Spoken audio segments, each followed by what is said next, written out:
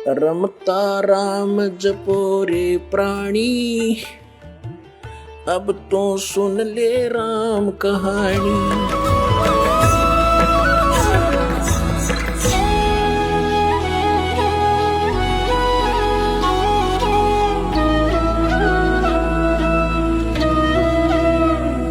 अब उस दादू पंथ के अंदर वो दीक्षित था, उसका नाम गोपाल दास था, जो साधु बना हुआ था बनिया लाला जी वैसे, और बड़ा अच्छा नेक व्यक्ति था।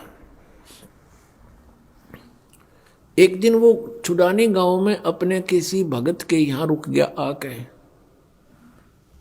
उस भक्त ने कहा कि महाराज, साधु की विद्या को साधु ही ठीक कर सकते हैं। हमारे एक चौधरी का लड़का, यानी हमारे यहाँ लड़की का लड़का समझो, उसको एक संत ने कंवारी गाय का दूध निकाल के पिला दिया। उस दिन से वो मेंटल हो गया, वो तो मर गया था। परमात्मा ने सुन ली बेटी की, वो लड़का जीवित हो गया, और लेकिन पागल हो गया उस दूध को पी के। उसके दिमाग में फर्क हो गया।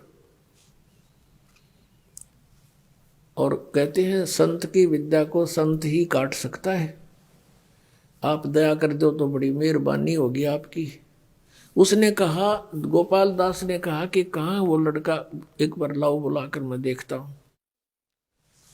अब वो व्यक्ति जिसके घर पे गोपाल दास जी रुके हुए थे, वो गया वहां। गरीबदास जी के नाना जी से सारी कहानी बताई कि हमारे यहाँ एक बहुत अच्छे संत आए हैं, और संत की विद्या ने संत ही ठीक कर सकता है। वो कहता मैं ठीक कर दूंगा। 5-7 और व्यक्ति मौजिद से, और साथ में लड़का ले लिया गरीबदास जी। 13 वर्षीय बालक वहां जा खड़ा किया। अब उस दादू पंथी गोपाल दास ने पूछा गरीबदास साहिब जी से कि बेटा, वो कौन था जिसने तेरा जीवन नाश कर दिया? क्या नाम था उसका? तब परमात्मा ने कहा कि उसने मेरा जीवन नाश नहीं किया, मुझे आबाद कर दिया। हम सुल्तानी नानक तारे दादू को उपदेश दिया, जात जुलाहा भेद न पाया, वो काशी माहे कबीर हुआ। अनंत कोट ब्रह्मंड का एक रति नहीं भारे, सतगुरु पुरुष कबीर हैं ये कुल के सिरजनहारे। ना सतगुरु जननी जना उनके माने बाप, पिंड ब्रह्मंड से रहित है जाना तीनों ताप।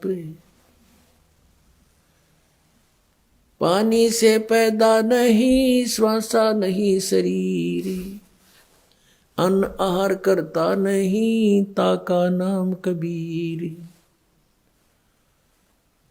अब वो सुन रहा है कि बालक बोल रहा है काटे की बात।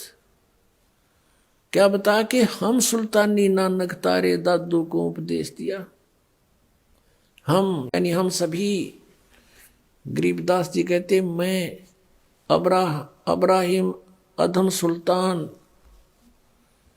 जिसको सुल्तानी कहते हैं, हम सुल्तानी नानक तारे और तेरे दादू को उपदेश दिया।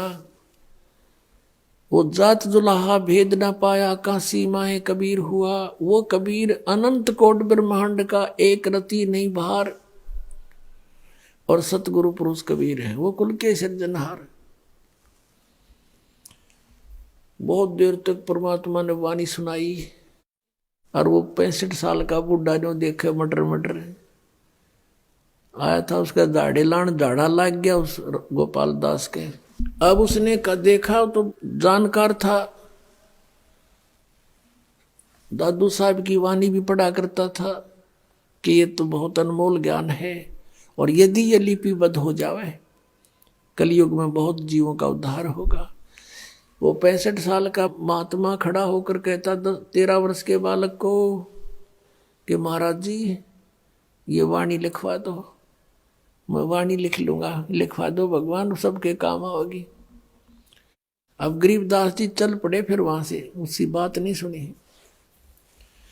अब वो गांव वाले सोचते हैं कि भाई इस लड़के में तो कसूती बला है, बाबा जी के भी जंतर मंत्र कर दिया, यो भी इससे जोड़ बोला है, इसमें कोई भयंकर शक्ति है, भयंकर कोई इसके अंदर प्रेत बाधा है। ये बाबा जी भी इससे के साथ हो लिया, हाथ जोड़ के पीछे पीछे चल पड़ा। अब 3 दिन तक गोपाल दास उनसे रह रह कर मिलते रहे, प्रार्थना करते रहे। तीसरे दिन गरीबदास जी ने कहा कि भक्त यदि सारी लिखे बीच में छोड़ कर ना भागे तो लिखवाऊं मैं। तो गोपाल दास ने कहा महाराज जी मैं तो घर से फारिग हूं, कति फ्री होकर रहा हूं, कोई काम नहीं मुझे, आप दया करो। परमात्मा ने कहा ले आ कागज और कलम अपनी। अब गरीबदास जी के एक बेरी का बाग था, बेरी बड़बेरिया का बाग था, उसमें एक जंडी का पेड़ था। वहां उस समय ऐसे ही हुआ करते थे, रेगिस्तान टाइप से था वो क्षेत्र। पहले जांडी के पेड़ बहुत हुआ करते थे, जैसे आजकल राजस्थान में होते, इस तरह की स्थिति थी। तो वहां बैठकर जांडी के पेड़ के नीचे गरीबदास जी बोला करते थे, गोपाल दास दादूपंथी लिखा करते थे।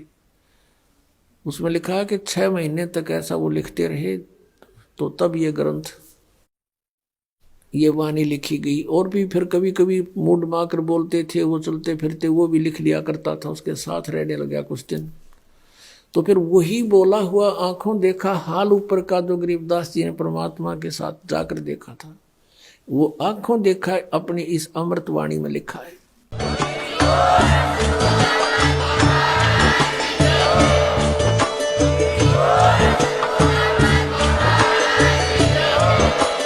आप सुन रहे थे जगत गुरु तत्वदर्शी संत रामपाल जी महाराज जी के मंगल प्रवचन। अधिक जानकारी के लिए विजिट कीजिए हमारी वेबसाइट www.jagatgururampalji.org। संत रामपाल जी महाराज जी के शुभ आशीर्वाद से पूरे विश्व भर में 500 से भी ज्यादा नाम दीक्षा केंद्र हैं, जिन पर संत रामपाल जी महाराज जी द्वारा ऑनलाइन निशुल्क नाम दीक्षा दी जा रही है। अपने नजदीकी नाम दीक्षा केंद्र का पता करने के लिए संपर्क करें 8222880541।